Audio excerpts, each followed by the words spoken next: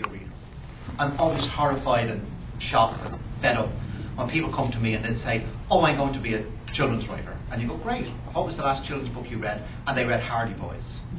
Well, guys, it's changed a wee bit since then, you know. But that's just insulting. Or people who say to you, oh, I will write if only I had the time. It's like people who want to act. Oh, of course I can act. Hardest job in the world. Well, actually, writing is harder, but wait. So can you stimulate creativity? Yes, you can, by reading. Can I get a story out of anything? Absolutely. Yes. I can get a story out of you guys here. You know, one of you here is a serial killer. Probably you. It probably is. It's probably not you. It is. Right? Yeah. So. Which is funny because I actually have a degree in forensic science, so this is. Oh, even better. Yeah. A serial killer who knows how to clean up after himself, right? That's where you get your story from. Single idea. Sounds familiar. Stand up here beside me for a minute. The least lucky serial killer you've ever hooked up to me. There's your story. There is your story, right there. The question I have to ask you is, which one of these you kill him first?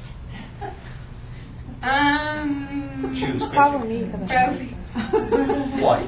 Because he has his phone. There you go. See, the serial killer who hates people on their phone. But see, now look at what you did. You took your environment, you took people, you've interacted, and you just came up with that. You can do that. Anyone can. Anyone can. Have you ever? The idea is when you try to analyze, you can't. Like the idea, the Zen deal of the centipede has lots of legs. As soon as you ask the centipede, how does it walk, and it thinks about it, it can't walk anymore. That's why it's like asking a bone how can it fly? But you see what I'm saying? Oh yeah. I mean, you demonstrated creativity just now, but it's not algorithmic. But remember, do you have anything to say on it? I've been doing this job now for 25 years. I've written a lot of books, and I know, I know how to do it, sort of. Am I still learning? Absolutely. But I do believe that I think writing can be taught. I really do believe that. If you haven't got imagination, I think it's going to be tricky for you. But there are, I mean, you look around this room, a tiny section of this room is fiction. A lot of these books are non-fiction. You don't have to be creative just writing fiction. You write cookery, gardening, self-help, you staying young. I'm looking at a title, maybe not that title. But you know, you can write other things. Creativity comes in all sorts of forms and shapes and sizes. This type of thing that I do, it comes out of 25 years of writing and really knowing my audience. Really knowing my audience, which helps me tremendously. Knowing what my readers are reading, knowing what shows they're watching, knowing what TV they're going to, knowing what cinema they're going to. That's really important. Research. Writing is research. Research. There's a wonderful cartoon which ran in Playboy many years ago, which is in 3 panels, and because it's not rude because it's Playboy. And there's a woman getting the kids their breakfast, and the second panel is the woman hanging up the washing on the line, and the third panel is the woman doing the shopping. And the title of the strip is Writing My Novel. The physical act of writing, putting the words on the paper, is the very last thing you do. The very last thing you do. Most of it happens up here. But at some stage you need to put your bottom on a chair. And people say to me, what do I need to be a successful writer? A really comfortable chair, because you're going to spend a long time sitting in it. That's what you need. And making mistakes. And throwing away words. I threw away 91,000 words. And this is only 107. This is 107,000 words. I threw away 91,000 words. Write, throw away, write, throw away, write, throw away. Just to get the story right in my own head. How does your program, The Brain, help you? The Brain is a mind mapping program which works in 3 dimensions. It allows me to see the links between characters and the links between situations. You can download a free version, go to thebrain.com.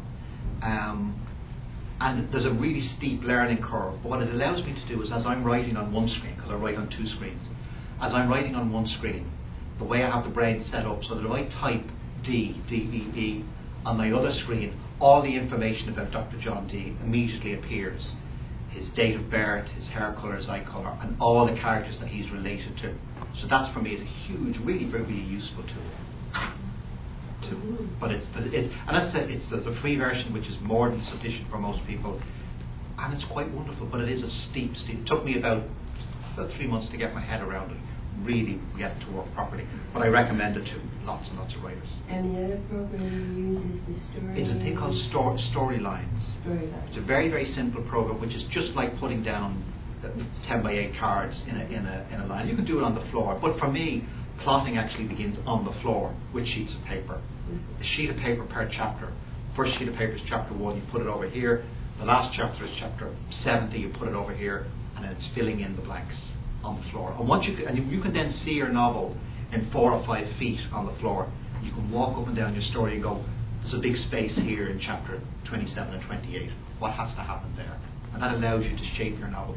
And once you have the story shaped, you will never suffer from writer's block. You will never suffer from the tyranny of the blank page, because you know what has to happen next.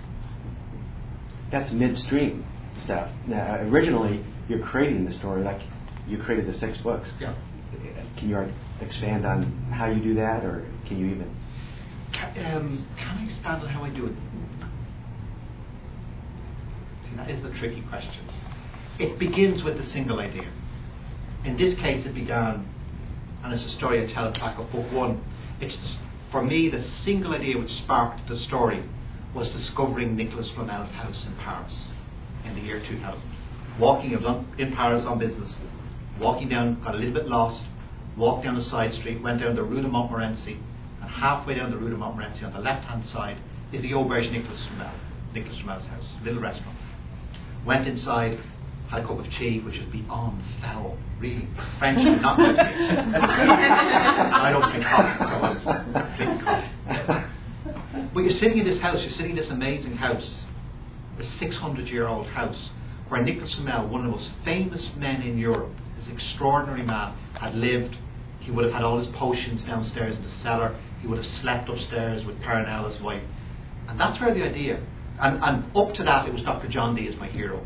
The moment I walked out of that house, I knew it was Flamel. And that then pulled the whole thing together. And that's where the idea started. So every story starts with the single lie. It starts with the serial killer who happens to be a forensic scientist. That's where it starts. You start with, and then you just keep asking yourself the question, what if? Who would you kill first? The man with the cell phone. Why? Because he got a cell phone. Which immediately makes me want to know, well, why would you want to kill a guy with a cell phone? Who hurt you with a cell phone? So you kill him, how do you get rid of the body? Where do you kill him? Where do you take him? It's asking yourself all of those questions, which is what writing is. Writing is questions. What happens next? What happens next? How do I write myself out of this hole that I've just written myself into? Thank you.